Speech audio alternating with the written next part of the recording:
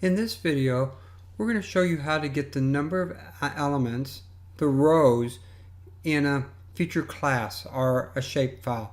So typically what you might have done would be open up your mapping program, load in the feature class file that you want to know the number of elements in, the number of rows.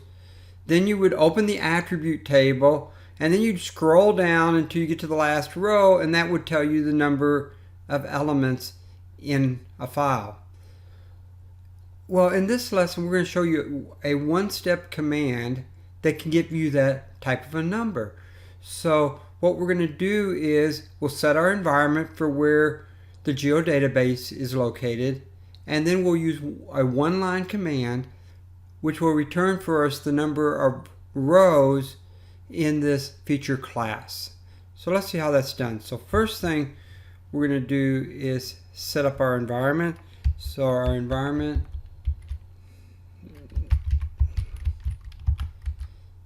is going to equal quotation mark D : / it's in the folder GIS data, in the subfolder GIS data, all lowercase, and it is in a database KYA-GDB.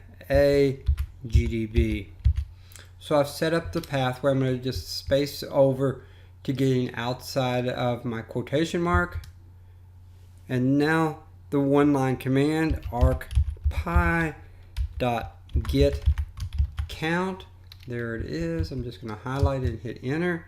Notice it brings up the parentheses for me, but I need to put a quotation mark, and the file name is going to be college.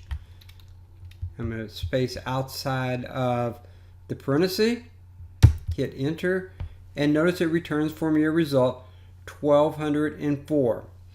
Now if you look over on the left, I do not have the college file loaded in ArcGIS Pro.